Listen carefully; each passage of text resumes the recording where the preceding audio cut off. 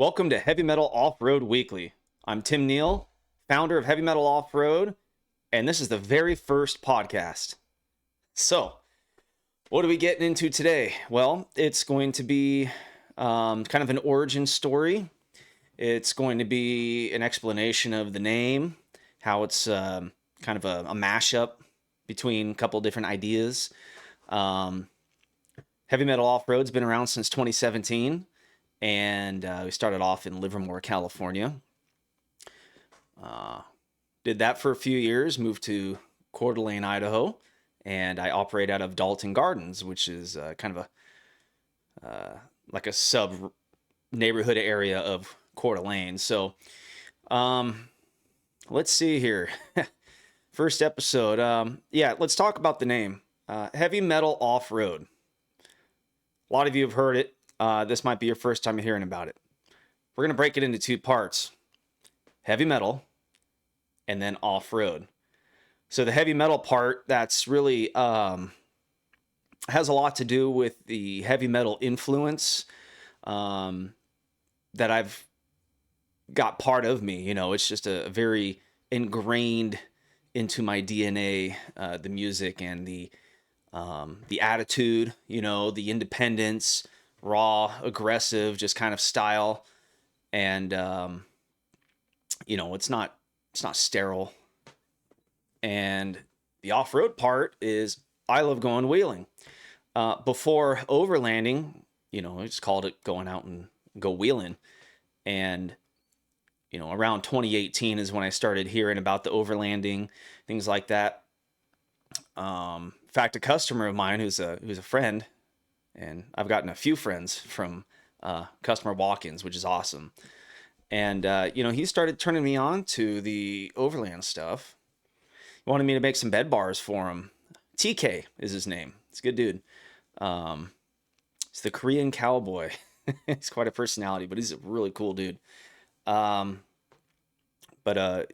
you know, take the truck out, go wheeling.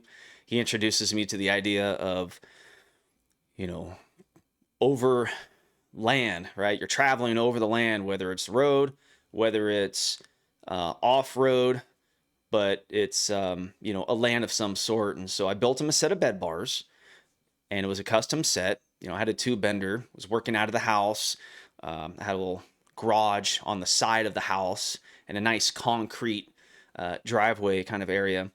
And that's where I made him a set of bed bars, and he's like, oh, you know, you should make this into a product. And I said, oh, well, okay. You know, I just started a website not too long before that, and I was selling gear parts, you know, from, what was that company? It was Nitro Gear and Axle. And so, anyway, wanted to switch it up, come up with the product, and actually make it. And that was his idea, which, you know, I can attribute where I am today because of TK. So thanks, TK. Yeah. So where did I start? You know, it goes back to the early days of being a kid and my dad having a 1988 Ford Bronco, which happens to be the year of my birth.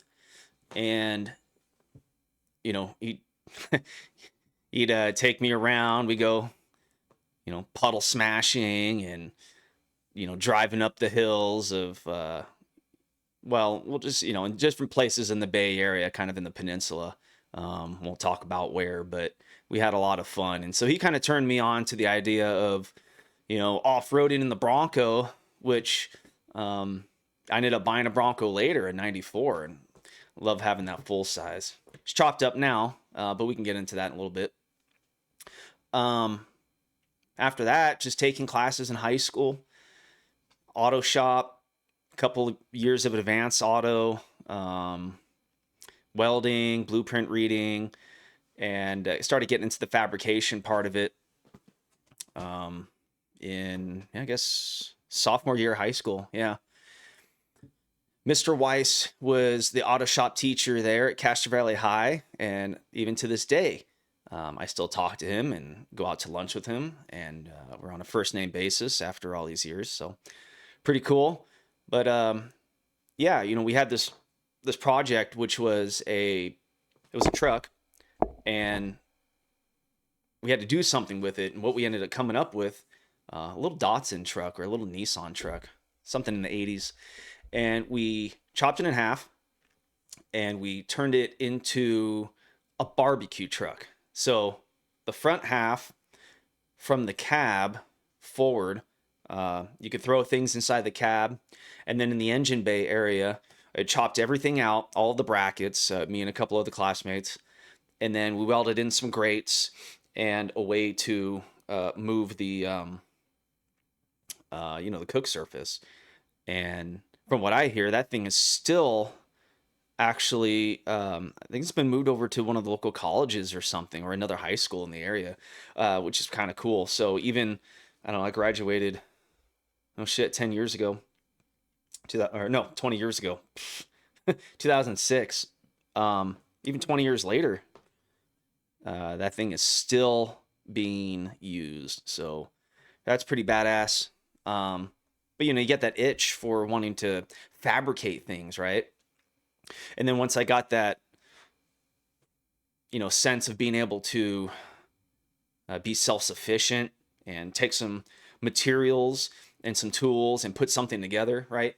Then you've got, now you're on to something. And then, I bought my first vehicle. It was a 1989 Bronco 2. It was white with a big blue stripe across the side. It was like a 2.9 liter V6. And I ended up building a brush guard for that in the first welding course I took over at Las Positas College. And it was just this big angle iron thing, and it was like a great mesh like this, and it was ugly as all hell, but I thought it was hella cool because when you're sitting back here like this and you see right over the hood, what I did is I cut those things into like triangles and spikes, and so you just saw nothing but like spikes coming up over the hood, and I'm like, yeah, this is super super cool. And totally not legal, I'm sure, but and very dangerous. But you know what do you do when you're 18, right? But so that was kind of the early stuff. And then I took a business class at that same community college, and several business classes and advanced welding and blueprint reading, stuff like that. And did some weld testing and got pretty good at it.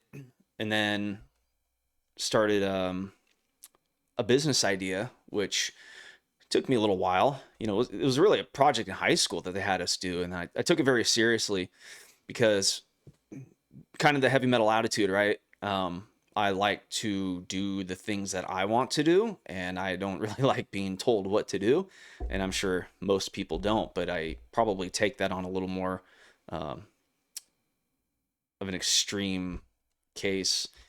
And so I'm grateful for all the people I've worked for, of course, but it's not wasn't meant for the long term, right? And so I feel like it was I don't want to say destiny, but it was certainly the path that I saw that I know I wanted to take. And let me think about this for a second. Did the essay, basically you had to make a business plan. And so I made the business plan, and I think I was 40 pages into it and I wasn't done.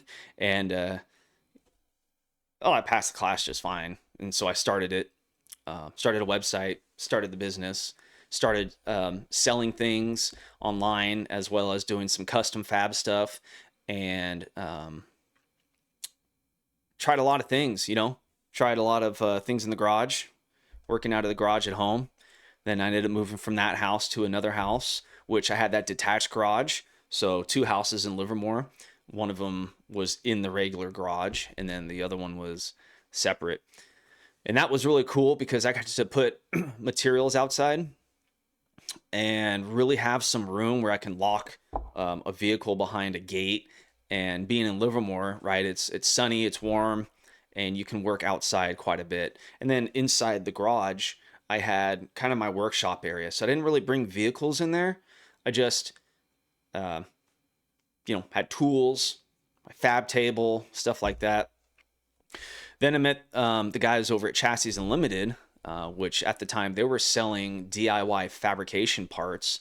And so a lot of the parts that were on my 94 Bronco I was mentioning went on there. And, still have a relationship with those guys today. In fact, I'm running their bumpers on my truck, on my Super Duty. You should go check them out. They're pretty badass bumpers. Um, so got to know those guys. So Bart, one of the owners over there, he saw my welds and stuff like that, and everything was good, but I wanted to, poke and pick his brain a little bit to see, okay, what can I do better? Because I'm always looking to do better. I was kind of in a rut. And, he's like, maybe try moving your hands like this and slow down at this point, stuff like that. And, that right there really kicked off my ability to stack dimes really nicely. And you'll be able to see that in the products that I send out, the bed racks, the rocket racks, the bed bars, other things that I make. But so, I'm grateful for Bart for that right there, among other things. And, as I started doing some custom fabrication stuff, it was getting pretty labor intensive, and I certainly wasn't charging enough. Maybe to a few people I was, but, of course, you don't have the right tools at the time. You got your chop saws and your weld table and everything else, but your welder gets hot and it shuts down. And, it's 100 degrees outside and it's miserable, stripping paint off a frame so you can weld on some rock sliders and metal, all the sparks and the slag and spatter raining down on you all the time. So that was, while I really enjoyed the work and the creations that I did, it was, I was kind of getting the idea of like, well, what do I really want to do? And then again, TK came by as a custom fab project. It was let's see, I think it was a 2017 Toyota Tacoma is what he had. Or a 16, but it was the new gen. And 17-inch bars, I think. That's the very first bed bars I've ever made. First product on the website, so that's pretty cool. And then from there, that's what I started doing. I made the website, started putting things out there. Had no idea what I was doing as far as putting out on there. I was kind of into forums a little bit, in regards to my Bronco. But I was never really one to get big into forums. They're great communities and you can find a lot of useful information on them. But I always found it difficult to really get in there and engage and, be part of the community. And I think that's probably just the independent mentality and just MO that I've got. Nothing against any of that. I think the forums are great. I think the Facebook groups are great.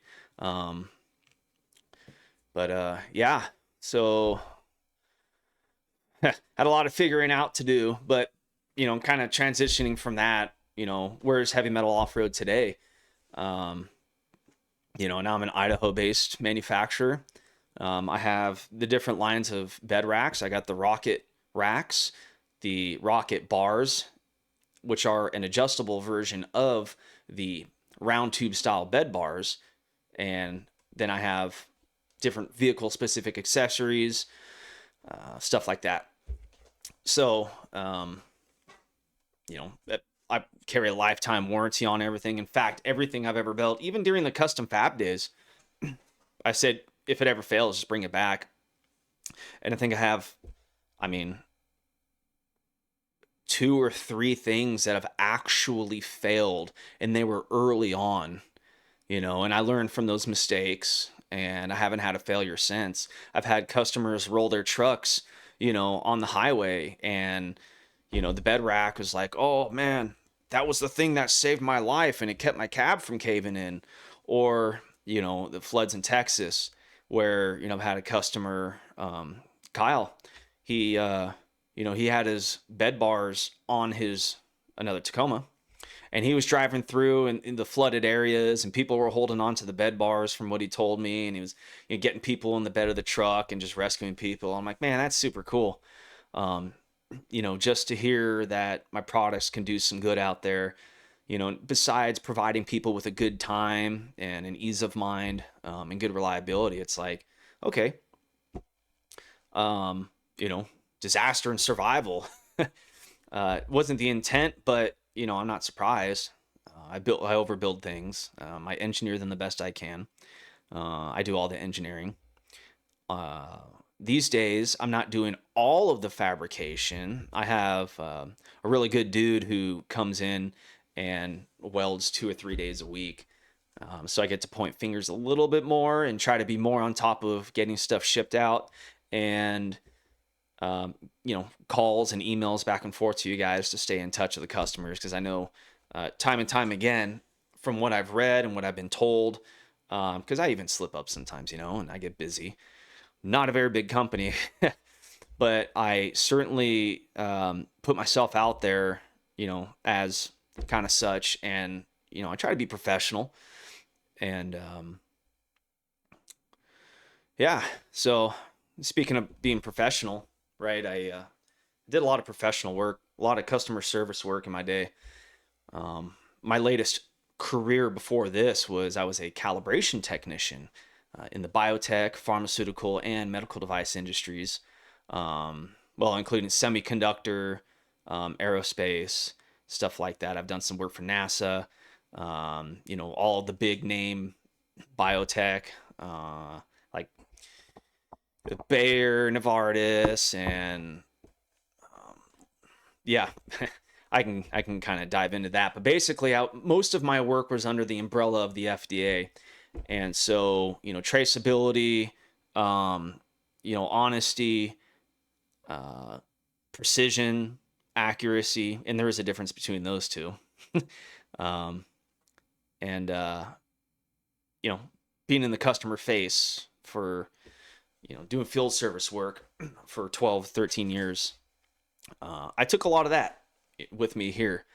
It was a way to refine the way I operate and make sure my T's are crossed, my I's are dotted, things like that. Building standard operating procedures in-house for building the products. How many shops do that with steps and sub-steps and everything else. So, when it comes to the product development, the way orders are handled, and everything else behind the scenes that you don't see with the business is it's all done with that, that style. So, yeah, take a lot of effort into making sure, fitment and strength and usability, real use are all part of the deal here. Of course, there's a lot of hard parts out there running the business, right? It's not for the faint of heart, I'll tell you that. You got to worry about cash flow and your equipment and your lead times, shipping metal in and out, dealing with powder coat, dealing with other vendors. Me really wearing every hat. I got 17 different hats I wear, right? So it's not a complaint by any means. I enjoy the work and I enjoy the stress, and it's always pushing me to do better. And the more I do better for me, the more I can do better for you guys, and vice versa. So it's very important to me that I make sure everything's very intentful and with you guys in mind. So, whether you're a customer or not, if you call, you have a question, happy to help out. And with that, right, that kind of leads me into maybe, a few accomplishments I can boast about a little bit here. I've got the SEMA 35 under 35 award, and that's namely to the credit of, the rocket rack, the work I put into that. And so, I competed against a bunch of other people in the industry for 2023. And so I ended up making that cut, which is really cool. And, I have a little section in the September 2023 issue of SEMA News Magazine that kind of has a little bit of bio, my picture, kind of what I do. So that's really cool. Kootenai County is where I reside, live, and operate. And they had a thing where it's the top 30 under 40. And I ended up competing against 300 other individuals. And I was in the pool of 30 that won. So, the top 10% of the, the entrepreneurs who give back to the community in Kootenai County, which I'm very proud to be a part of. And I really love it here. And then the cover of Elevate magazine, and I got some other media mentions online, some press releases, some articles, not nearly much on the internet. There's a lot of other companies out there that do things that I do as well, but they have, a huge presence, which I'm working towards as well. And that's part of why I'm doing this podcast here is, I got to get the business out there a little bit more, got to make some reach. But also, I think it's important that people see the real person behind, what's going on when you place your order. The guy who does, welding and designing and shipping and, got to do the family stuff. So here I am. You're going to get to know me a little bit. And I absolutely welcome all questions. I'll talk about pretty much anything. Let's see. Oh yeah. So I do a little bit of off-road racing. Of course, it's been since October of 2020. Let's see. I think it was 2024. Yeah. I flipped the Bronco. And when I flipped the Bronco, I went nose over like this and I came crashing backwards. And I sheared all 4 bolts off the motor mounts on that 351 Windsor. And that was the last drive that Bronco did. If you go to the Mountain Mafia Entertainment, which is part of the race series, it's called the Havoc Race Series. It's a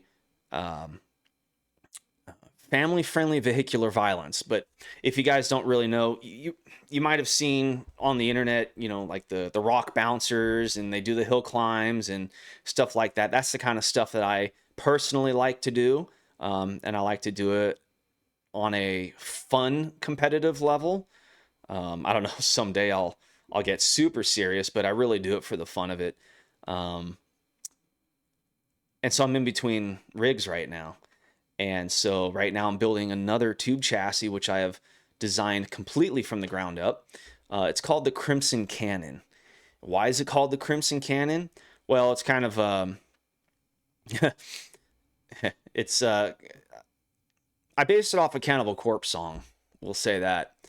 And, but otherwise, I'll tell most people, oh yeah, it's crimson like the red. And then it's a cannon, it's going to shoot off like a cannon and it's going to rip.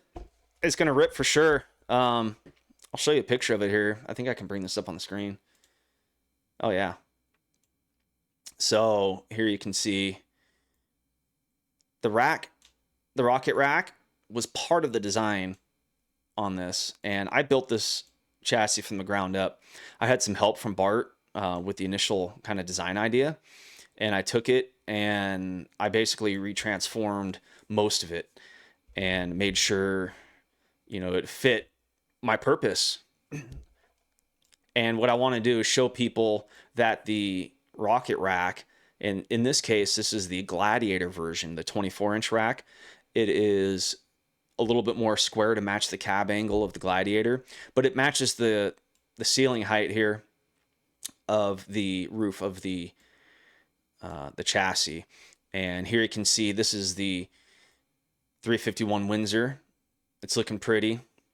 It's got a whole Edelbrock top end kit on it. That was built by guys over in Spokane, Hot Rod Company. And when they fired that thing up, man, they said it shook the whole floor. This is one freakish, freakish build. And, for a 351 Windsor, 500 horses is, pretty good. And, there's some stuff down there, and got a C6 transmission that was built by, oh boy, let me get that name up again real quick. Because I need to give credit to people, to everyone who has helped out on here. And honestly, it's been a year since I've dealt with that transmission, or dealt with those guys, but they're really cool. CDA Auto Shop. And that is going to be Lake City Auto Care. So those guys over there, they have several locations around the area. They've got one in Rathdrum. They've got one in Coeur d'Alene. They have one in, I think, is it Post Falls? Or no, there's a third location. I can't remember, but I've been to the Coeur d'Alene and the Rathdrum one. It's a family-owned business. They're very, very cool. Frank, that guy's been around forever. He knows these C6 transmissions in and out. We ended up putting a wide first ratio here. And this thing's built to handle like 1,000 horsepower. And then an NP205 transfer case. So that thing's a stock casting, but I shaved it. There's a lot going on here in this build, and that's definitely going to be a topic I'll be talking about probably once each episode. But I like doing the racing. Go check out mountainmafiaentertainment.com. And look at the Havoc style racing. It's wild. It's balls to the wall. Super badass stuff. North Idaho. I'm way up here in the Panhandle, and this is the kind of stuff we like around here. There's also small trail stuff and backwoods stuff that's just very casual. But we have like 3 million acres of national forest here in the backyard of the shop, so it's not really hardcore wheeling. Not a lot of challenges. It's just more fire trails. There's a couple places, not a huge attraction per se to, encourage anyone to come here as far as the whaling goes. But the racing, that's absolutely worth checking out because it is an experience in person like no other. So yeah, to kind of close up here, I think the direction I want to go with this podcast is really going to be, product education of heavy metal products and some of these partner products I do, and even not partner products, just things that I think are cool out there. I'm sure you guys will have a lot of questions. Like I said, whether you're a customer or not, I want to hear from you. I want to answer some things. I want to help educate people. Shop updates, what's going on around here, new products, things I might need measurements on from you guys. Hey, you guys got a, 2025 F350. I need a couple measurements here. And, we can build a lot of, compatibility of our products to your guys' applications. And so I want to crank out as much awesome stuff for you guys as possible, both physical and here. And, probably do some reaction videos. I think that'd be pretty cool. Maybe get some guests. I'll have some opinions, on off-road stuff. And, like I said, the Crimson Cannon. So I guess that's it. Here's the office. I have a cool picture back there. That's an Aurora picture with the Super Duty truck right there in the corner. That was taken off the top of one of these lookout towers here in North Idaho. And so that was really spectacular of a fish over there because he's just cool and he just wants to hang out. And today I got a Jurassic Park shirt on, cut the sleeves with a pair of scissors, and that's it. Working all day. It's like 90 degrees in the shop right now, but hey, I want to make sure you guys are, you guys are seeing what's going on here. So anyway, that's Heavy Metal Off-Road Weekly. I'm Tim with Heavy Metal Off-Road, and well, rock on. I'll see you at the next one. Thanks.